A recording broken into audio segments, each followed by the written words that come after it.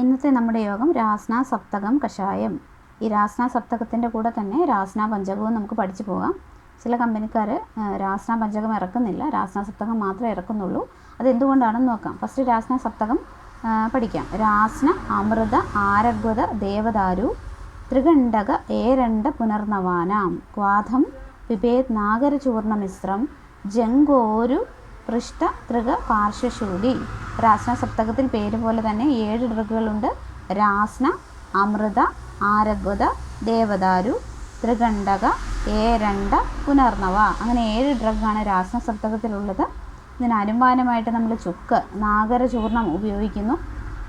അതിൻ്റെ ഫലശ്രുതി പറയുന്നത് ജംഗ, അതായത് കാഫ് റീജിയൻ, ഊരു ഫെമറൽ റീജിയൻ, പൃഷ്ഠം നമ്മുടെ വെർട്ടിബ്രൽ റീജിയൻ, തൃകം മുതുക് എന്ന് പറയും കേട്ടോ, മുതുക്, പാർശ്വം ഉദ്ദേശിച്ച നമ്മുടെ റിബ്സ്, ആ റിബിലുള്ള ആ ഒരു ഏരിയയിലുള്ള ശൂലി, ഈ ഏരിയയിലുള്ള വേദനകളെല്ലാം ശമിപ്പിക്കുന്നതിന് രാസ്ന സപ്തകത്തിന് കഴിവുണ്ടെന്നാണ് യോഗം പറയുന്നത്.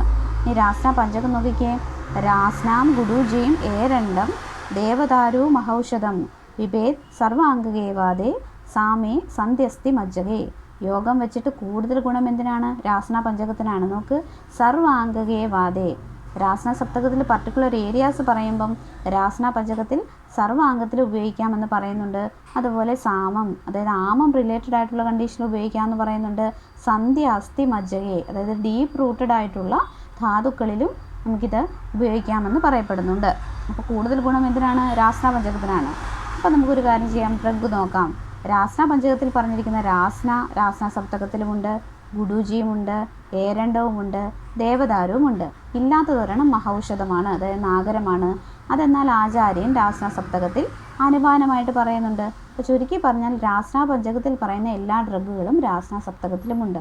കൂടാതെ 3 ഡ്രഗ് കൂടുതൽ പറയുന്നുണ്ട്. അത് ഏതൊക്കെയാ? ത്രികണ്ഡകം, പുനർനവം, ആരഗ്വതം. അപ്പോൾ എന്തായാലും രാസ്ന പഞ്ചകത്തിനേക്കാളും രാസ്ന സപ്തകത്തിന് ഗുണം കൂടാനേ വഴിയുള്ളൂ. ഓക്കെ. അപ്പോൾ പിന്നെ നമുക്ക് രാസ്ന പഞ്ചകം കൊടുക്കേണ്ട കണ്ടീഷനിലും രാസ്ന സപ്തകം തന്നെ കൊടുത്താൽ മതിയാവും. അതുകൊണ്ടാവാം നമുക്ക് രാസ്ന പഞ്ചകം ചില കമ്പനിക്കാർ ഇറക്കാത്തത്. രാസ്ന സപ്തകം രണ്ടിൻ്റെയും എഫക്റ്റ് ഉണ്ട്. പിന്നെ കുറച്ച് അക്യൂട്ടായിട്ടുള്ള കണ്ടീഷനിലൊക്കെ നമുക്ക് രാസ്ന പഞ്ചകം കൊടുക്കാം. കുറച്ച് ക്രോണിക്ക്, കുറേ നമ്മുടെ ഉള്ളിലേക്ക് ഡീപ്പ് സീറ്റഡ് ആയിട്ട് ഉള്ള വേദനകളും അങ്ങനെയുള്ള കണ്ടീഷനിലൊക്കെ നമുക്ക് രാസ്ന സപ്തകം കൊടുക്കാം. രണ്ടും അവൈലബിൾ ആണെങ്കിൽ. രാസ്ന സപ്തകം പക്ഷേ എന്തിനും പോകുന്നതാണ് എന്നാണ് പറയപ്പെടുന്നത്. നമുക്ക് ഇതിനകത്ത് ഡ്രഗുകൾ ഏതൊക്കെയാണെന്ന് നോക്കാം. ഫസ്റ്റ് വൺ രാസ്ന, ചിറ്റരത്ത, ആൽപീനിയ, ഗലാങ്ക.